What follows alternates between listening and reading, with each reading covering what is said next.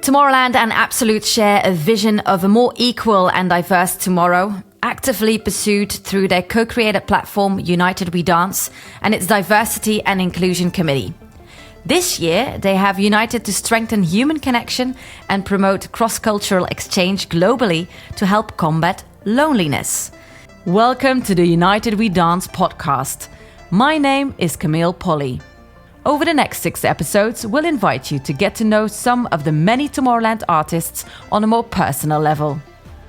One of the biggest DJs in the world with some of the biggest shows I've ever seen. Didn't he perform at the very first Tomorrowland back in 2005? For me, he's the OG trance DJ. He's always smiling and always brings that positive energy. It's always heartwarming to hear the people of tomorrow talk about their favorite artist, isn't it?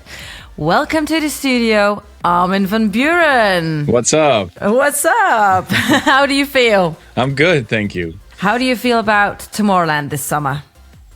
I'm excited. I mean, I try to explain to a lot of people who are not familiar with Tomorrowland what it actually is, you know, because people think it's a music festival, but it's so much more than that. It's, you know, it's the whole experience. And, you know, they've definitely raised the bar if it goes for production and experience for the visitor of Tomorrowland. And I think I'm really blessed to have played the very first edition of Tomorrowland back in 2005 all the way to now, and to see what it's become. It's it's really mind-blowing. It's definitely something else.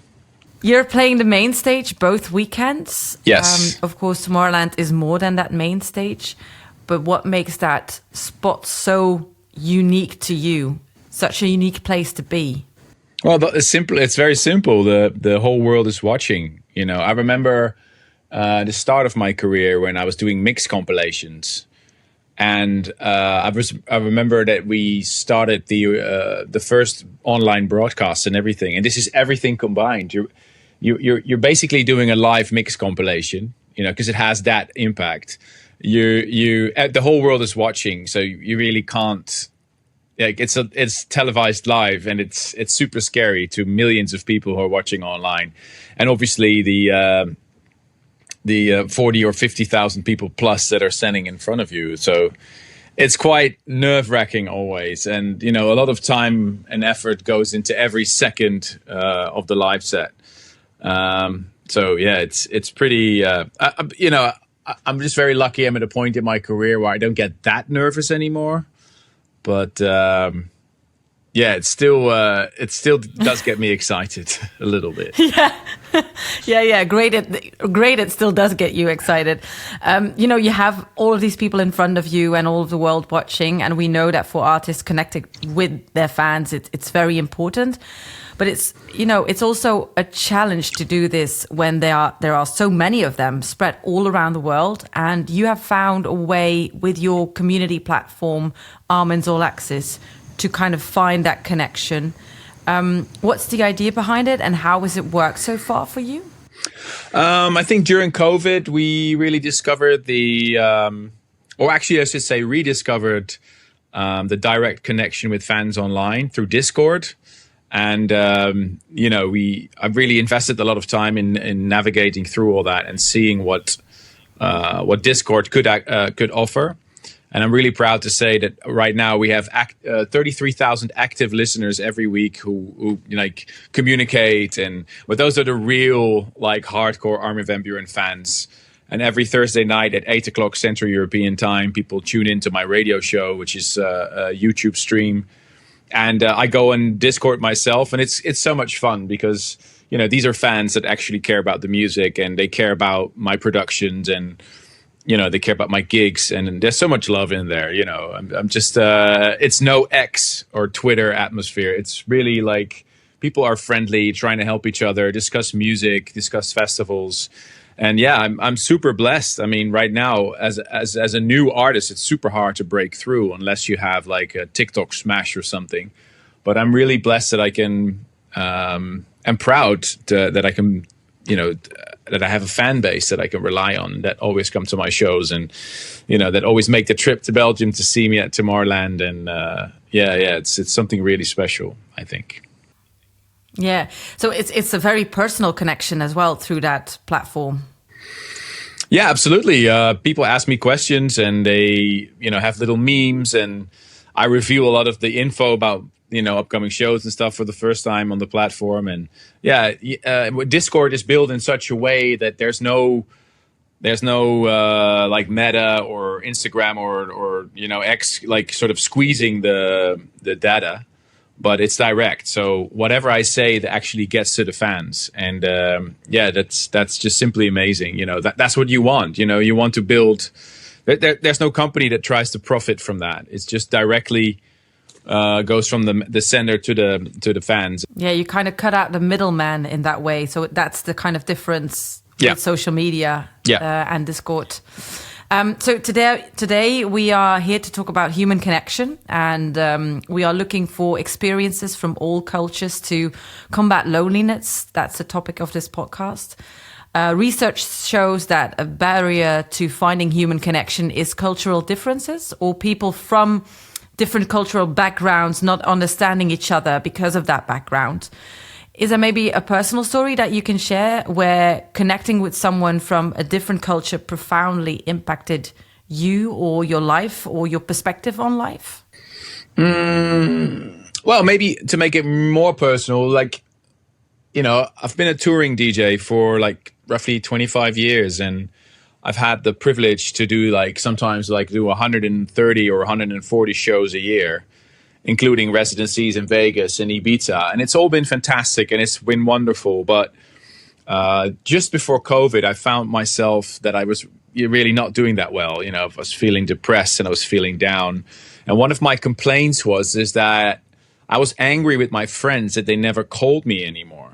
They never reached out and they never said hey, Armin, you want to go for a beer, or you want to go for a movie, or want to grab a pizza. It was always my initiative, and that upset me a little bit until I reached out and started looking closely at my own behavior, and actually noticed that I wasn't reaching out to my fans, to my friends as well. So I think battling a feeling of loneliness is also, I think the amount of time you invest in your friendships and your social community is also the love that you get back. I mean, I think we all have very, very busy lives, and we want to make the most of it, and we want to, make a lot of money, make careers, and look great on our Instagram profile. But at the end of the day, we're all human beings, and we need that connection. We're social beings, and what I found is that it was mostly due to my own behavior that I was feeling lonely.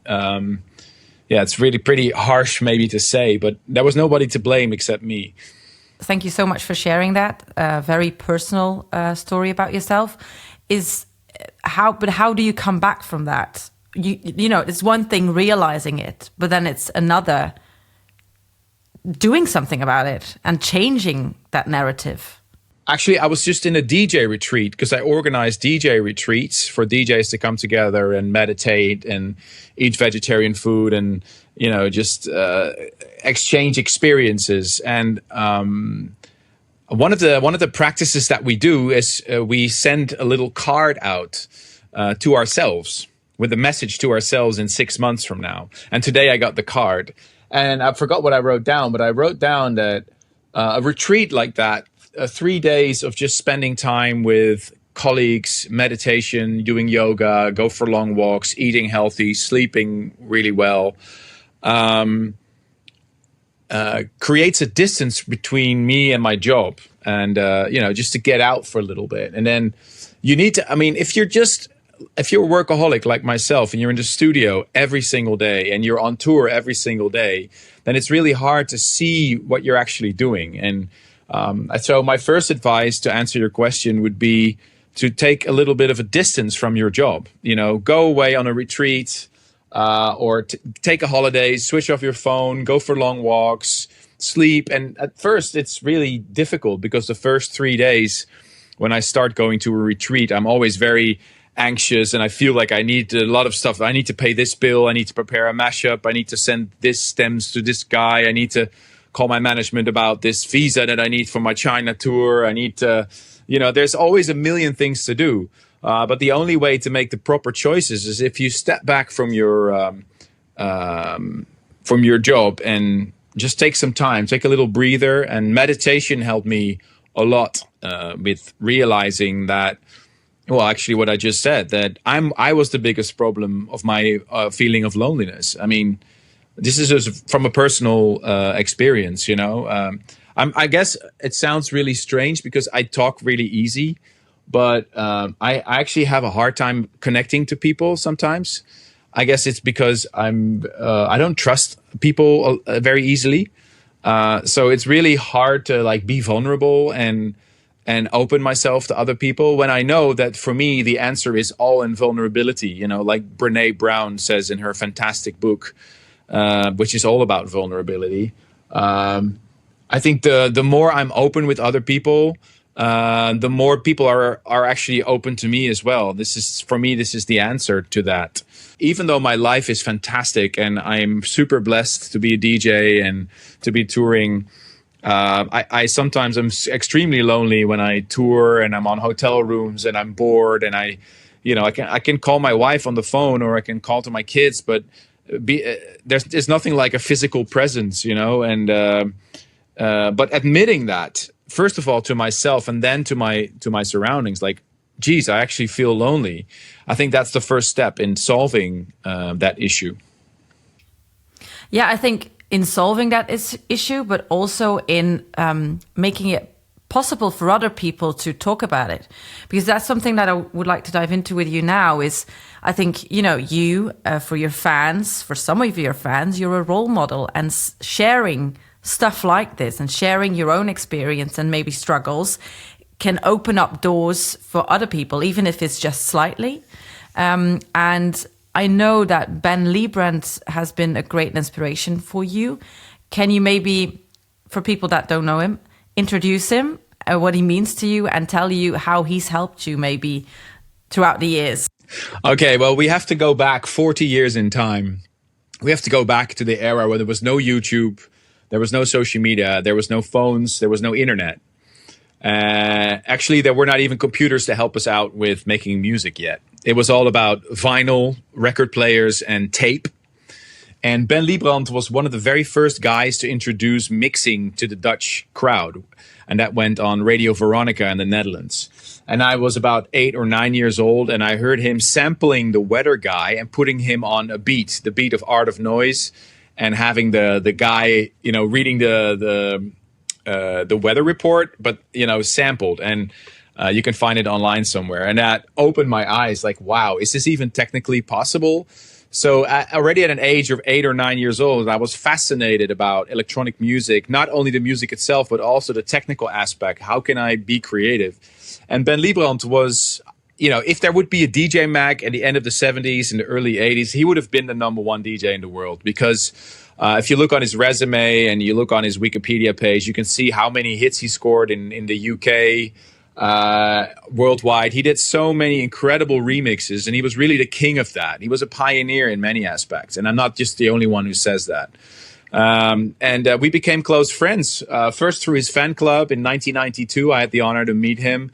And actually, he offered me the opportunity to use his studio. So you have to imagine, I had a small studio in my bedroom at my parents' place, and he allowed me to set my first steps on actual recording and learn how to produce and record. And he really guided me. So in a way, he's the Jedi Master for me. Fast forward to now, we're still very, very close friends. He lives in Vancouver Island right now in Canada. He migrated, but he still comes to the Netherlands a lot to do shows. And I think he's still one of the technically most skilled DJs in the world. Like, if you see him mixing, there's no other DJ that does what he does. You know, it's really incredible what he does musically. And it's definitely next level what he's doing. It's just incredible. He still inspires you to this day. What to you is the importance of role models for a younger generation of artists coming up? And like, you know, what should they be looking out for in a way? I think, there's this little kid inside me. And I always try to listen to that little kid, the little Armin, 15, 16 years old, with his big yellow Walkman, riding his bike to school, just absolutely in love with, I don't know, DHS, The House of God, and Speedy J, Pull Over, and the first RNS records, and, you know, getting goosebumps riding my bike to school. And that is the guy that is still sitting here. You know, I'm 47 right now. And I lost it a few times in my career, like early 2000 when I had Communication, which was a massive hit. I had a really big problem making a follow-up to that because I was trying to do the same trick twice. Now I know that the answer for me is having fun in the studio, man. Just creating, just vibing. You know, look at all these synths that I still have here. You don't need analog synths that you see on the wall here. You don't need them at all, but it just sparks me. You know, sometimes when I'm stuck with a song or I don't feel inspired, I grab one of these analog synths, I start playing around with them, fooling around. And that's the whole point. You know, making music should be fun.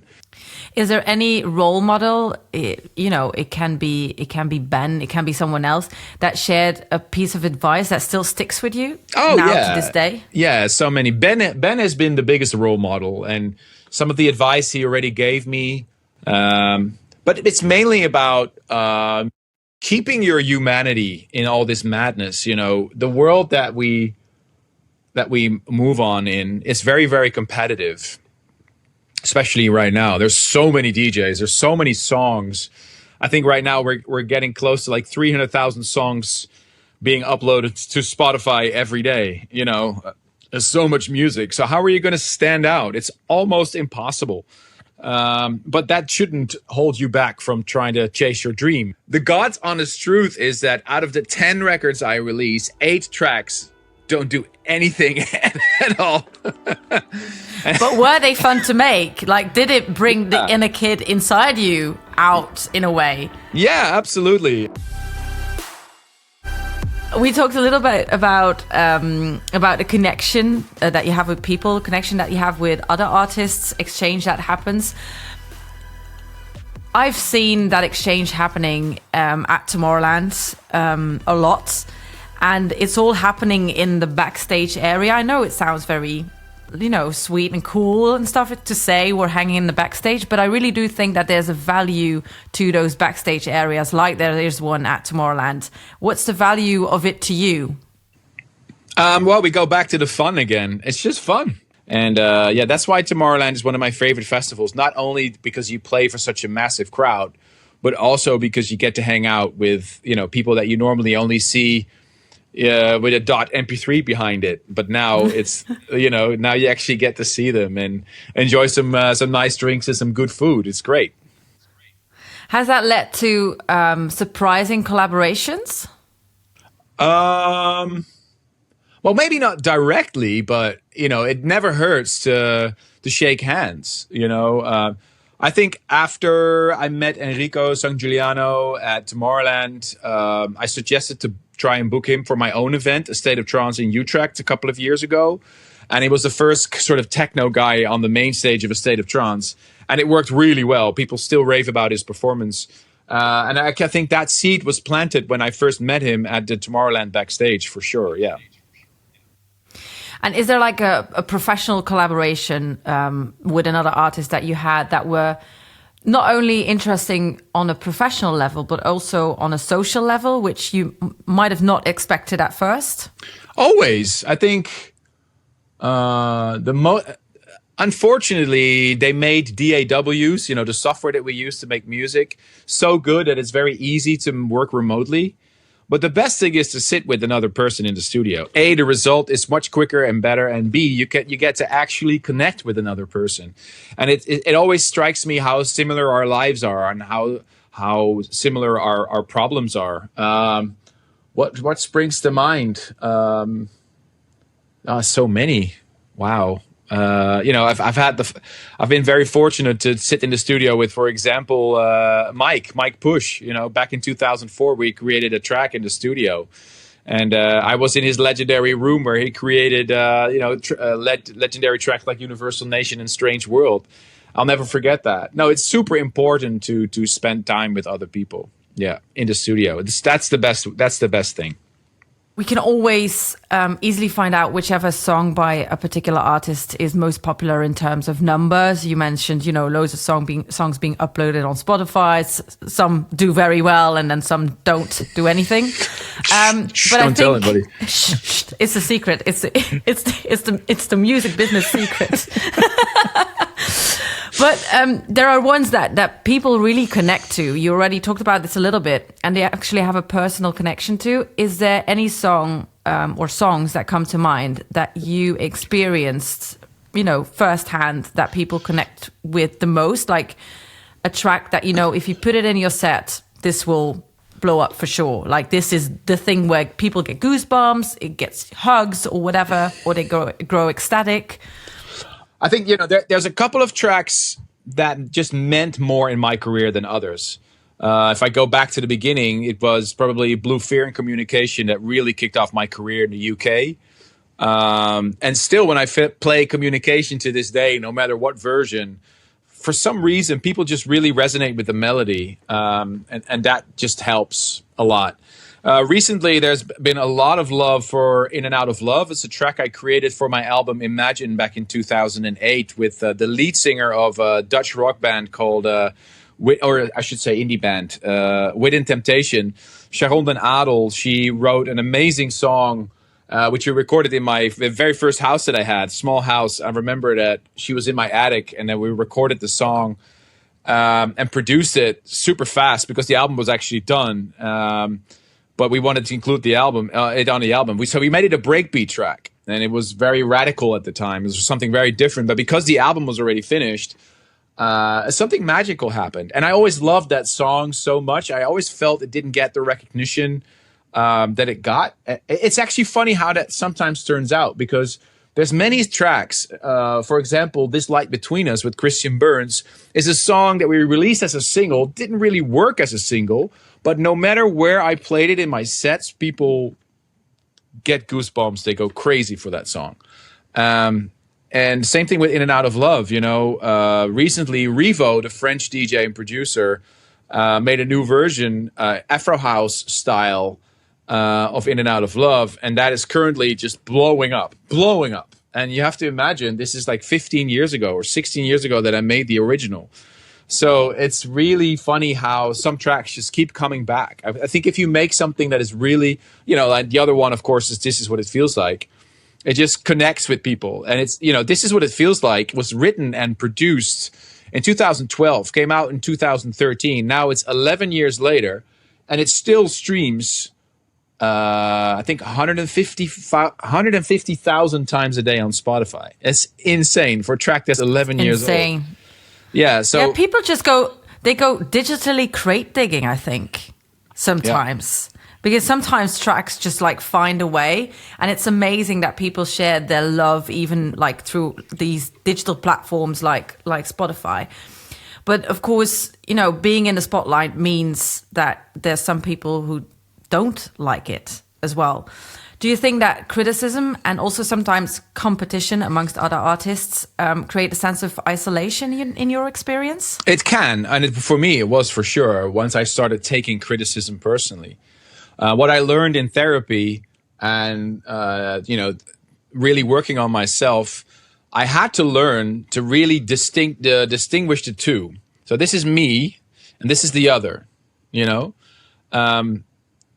If you have an opinion, it's not your opinion, and it doesn't matter. I mean, we're all human beings. We're all made of flesh and blood. We all make mistakes. And I've never said to anybody, I'm perfect. And I just told you that from all the music I make, only 2 of the 10 songs actually do something. So by saying that, I'm being vulnerable, and I'm telling you that I'm not perfect, not by any means, and I don't intend to be. But music is not about perfection. Music is about emotion. Music is about the experience of other people. And I think human beings are made to criticize, and we're made to think differently. And you know why? The answer is pretty simple. That's how we find Einstein. That's how we find people like Elon Musk or, Michiel Beers from Tomorrowland. You know what I mean? And Chris Wolf and all those people, because they dare to think differently. And if you think differently, you will always be criticized. It's a fact. But I think the trick is, and through meditation, I found this, it's not to make other people's opinion affect you. So I think the most important aspect of this, really, it boils down to self-love. If you have enough self-love, it's like this eggshell around you. Yeah, and kind of jump over it and find the human connection. We talked earlier on in this conversation. We talked about the struggles that you had, and you talked about being yourself, being open towards it. It's not easy, but it helps others and it helps yourself ultimately. But I think there's something that is not much talked about anywhere, and not amongst artists, and that's loneliness. Why do you think that is the case? I think we live in a very confusing time where our brains are triggered that our life needs to be perfect. So we pretend we're okay. When you come to America, the first question is, "Hey, how are you?" And then 99 out of 100 times people say, "Yeah, I'm fine. How are you?" People are never really answering the question because it's uncomfortable. Being vulnerable takes a lot of guts. That's where the real courage is. Being vulnerable. Like, I like the proverb, the cave you fear holds the treasure you seek. That's my new life's motto. I always have life mottos. My wife always laughs about me because I always have a motto. And my motto right now is the cave you fear holds the treasure you seek. And what I mean by that is, by opening up to other people, saying, I'm not okay, I'm insecure about this track, I'm not really sure about my Tomorrowland main stage set, I was really hurt by this comment from this fan, I'm not feeling so well today, I don't like your remix, I don't like this song. By doing that, you're being vulnerable, and that takes courage.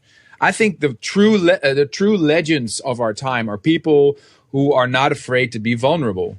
And I'm just quoting Brené Brown on this because I love Brené, and I've seen all her podcasts and read all her books, and for me, there's so much truth to that. If you dare to say, like, I'm lonely, I feel lonely, then that is half of the solution. But a lot of people don't take the time to sit with themselves and look at the loneliness. You know what I mean? That's why meditation is so important for me.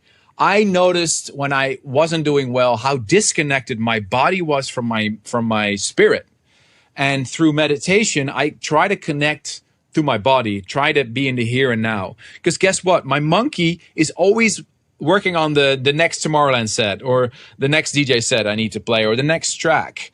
But by meditating every single day, even if it's for 5 minutes or 10 minutes, and making a little gratitude list, it puts me in the here and now, and it gives me a moment to focus on my breathing and to be in the here and now. And why is it so essential? Because that's when I feel like, if I have a little bit of a time for myself and I just sit there and I see all these thoughts coming in. And a lot of times these thoughts are, hey, I'm lonely.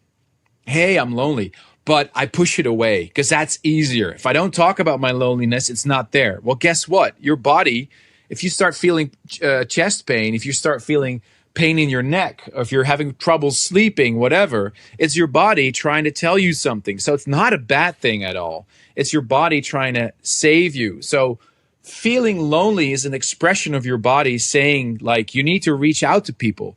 You need to be vulnerable. You need to open up, because otherwise, it's not going to solve anything if you don't speak about it. So it's something that I had to learn the hard way, because maybe you hear me talking now and you think like, oh, he's got it all sorted out, but I don't at all. It's a daily struggle. We've received some questions from fans from all over the world via our mailbox, and it will be great if you can answer one of them. One that's, kind of building on that fear and on that kind of challenging yourself. It's from Aqua from the United States, that wants to know, have you ever had doubts about new musical directions, and how did you kind of make the decision to either go through or go forth or not do it? I have doubts about every single track I release. Just don't tell this to anybody else. But I'm blessed with a great team around me, an A&R team that, it helps me. And before a track gets released, it's been road tested. It's been checked by dozens of people. I'm guided in a really, really good way. And that's very fortunate, because I'm blessed with these great people that are actually honest to me, and they sometimes can be very harsh, but they need to be, it's not nice. You spend 2 days in the studio, you send something to your A&R team, and then they go, no, we don't like it. That hurts. Ow. Now let's get back to one of the harder things when it comes to human connections is what do you do when connections are lost or when you face other kinds of mental challenges? Well, first you have to ask yourself, I think this is the book, the Four Agreements from Miguel Ruiz. First thing I always ask myself, am I assuming something here? So I always need to check, like if I'm not on the same level with another person, am I assuming that he's thinking this or this about me, or, and then I have to look at my share in that. Like if I'm having an argument with somebody, usually the best thing for me is to take 2 steps back. So don't immediately email back. That's the biggest mistake you can get. If you're having a serious argument with somebody or you feel like you're getting angry, pick up the phone or walk to somebody. Don't start texting and don't start emailing. That's the worst thing you can do. And then I always start with, okay, then defining the issue. So what is the issue here? So both parties have it and have that clear. And then I start with my, okay, what could I have done better in this situation? Or what could I have resolved differently? And then try to see what is your part and try to see what is the part of the other person. And communication is, at the end of the day, that's what it's all about. So that's how I usually try to solve it. Great. Thank you so much for those tips that people can actually use, I think. If we now look back to some of the most valuable human connections that you've had over the past years, we talked about this earlier on as well as in this conversation. Who owns a very special place in your heart? Oh, many people. I think my parents, super important. They really learn me how to be myself. I think my wife is always my first point of contact. She knows all my fears and my desires and my needs, and I guess she's super important. The people who I dare to speak my biggest fears to. I guess my management team is super important. My therapist. Yeah, I mean, it's good to have a therapist. I used to be ashamed about talking about that, but I still go to therapy a lot, and I always drive there thinking like, almost feeling like embarrassed. Like, why am I spending time going to a therapist? And then I go there, and for some reason we always find like an hour and a half to talk. And I always leave there with my heart feeling a little lighter, because she puts things into perspective. And she recently said, like, your brain is always on. And the problem with a brain that's always on is that you start to assume many things. So that's why the Four Agreements, that book, is so important to me. Because, right before I go to bed sometimes, for example, I have I hit my foot, for example, and I have there's a little infection. So then my brain thinks, okay, so what if this infection becomes bigger? I don't have time to go to the doctor tomorrow, so I can't get antibiotics. So if I can't get antibiotics, then probably my feet will swell. What if my feet will swell and I'm on tour and I can't go to the hospital? Then probably they have to amputate my foot. This is my monkey mind going in overdrive all the time. And this is what I mean. Like sometimes when I am heavily jet lagged, my mind I wake up at 3 a.m. and my mind just goes on, and it's terrible. I hate it. And now I'm able to not be critical of that brain. Now I'm just trying to, I want to give that monkey a love and not fight it anymore. The whole point of meditation is not to fight the monkey, and it's not to fight the thoughts that are coming. The point of meditation is to actually look at those thoughts and do something useful with them.